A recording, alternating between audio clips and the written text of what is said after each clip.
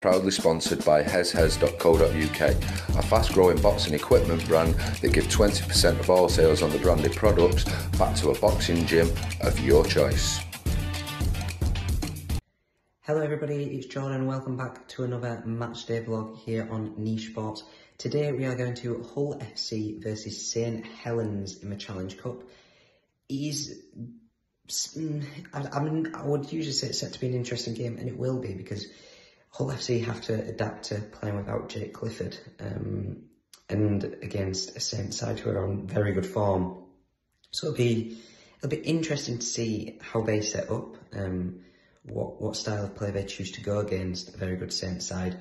But I would imagine Saints win this one pretty comfortably at the MKM Stadium.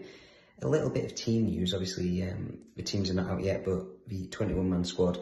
For Hull FC, Jake Clifford drops out, Chris Sattier comes back in. It's not a bad player to come back in, but Jake Clifford is absolutely pivotal for Hull, so it's a huge loss. For St Helens, they're waiting on Morgan Knowles, but apart from that, it's pretty much a full squad for them. Without further ado, let's get to the game. I arrived at the ground 5 minutes late, that's why there was none of me running through the teams today. We've just had the first try of the game. It's come from St Helens, their number 21, finds a gap in the Hull FC line, runs through it and scores. Tommy Makinson is about to save a conversion. I'll keep you with me for this one. It's getting ready now to make it 6-0 to Saints after 8 minutes. And he can. 6-0 to St Helens. St Helens get a penalty after a dangerous tackle from Brad Fashion, which is now been placed on report. Tommy Makinson chooses to go for the two. It's now 8-0 to St Helens after 11 minutes. Hull FC are in. It's a lovely break from Tex Hoy. He dummies a pass to Adam Swift, carries on going and throws a pass aside to Josh Griffin. He scores and then he is converted. 8-6 to St Helens after about 15 minutes. Hull FC are in again. A teasing kick from Tex Hoy is knocked on in the tackle. Andre Savelio scoots up and scores. It's converted by Liam Sutcliffe and it is 12-8 to Hull FC with 14 minutes to go in this half. St Helens are in this time. It's a lovely cut-out ball to Conrad Parola, who scores in the corner. Joey Lussick does not convert the conversion. He's taken him now as Tommy Makinson has come off injured. It is 12-12 with about 7 minutes to go in this half. Jake Truman attempts a drop goal with about 50 seconds to go. He misses it and that'll be pretty much the last action of his first half. It is half-time here. Hull FC 12, St Helens at 12. An absolutely terrible end to the first half of Hull FC. After the half-time whistle, Josh Griffin has been sent off with a send. And that changes the balance of this game. Favour St Helens. It was originally sin bin and he carried on going, so it's now a full red card.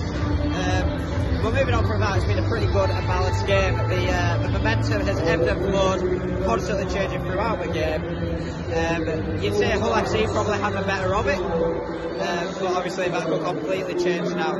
There's injury concerns on both sides. Tommy Makinson coming off for St Helens and the St Helens man failing against Hull FC, Scott Taylor coming off, and now obviously Josh Griffin's red card. So both sides are bleeding on numbers. Momentum constantly changing. Yes, the game is still in a balance, and it could be any side who joins Hull KR in the semi-finals. But this really does favour St Helens now. Half-time, Hull FC 12, St Helens at 12. We're back underway here. Liam Sutcliffe will kick us off. Let's see how long it is until the red card costs Hull. St Helens are in. Curtis Sheridan reaches out and scores. It's been converted by Joey Lussick. 18-12 to St Helens after 47 minutes. Saints run again. Morgan Knowles this time. It is converted by Joey Lussick. Once again. 24-12 to Saints with about 21 minutes to go in this game. The mood has changed here in Hull. It's back to being on a 9 bench. Obviously Hull have 12 men. They have to have a bit of luck on their side. A beautiful high-kick spot from Hull. Saints fumble the ball, and after a bit of passing play, Jake Truman finds his way in. Liam Sutcliffe converts it. It's 24-18. St Helens with just under 15 minutes to go. Could Hull equalise this? Saints run again. Jack Wellesby reaches out to score. Joey Lussick does not convert this time. 28-18 to St Helens with just under 10 minutes to go. It's another try for St Helens. James Bell this time. The conversion is missed, so it's 32-18 to St Helens with about 3 minutes to go. So it did finish then at the MKM Stadium. Hull FC 18, St Helens 32.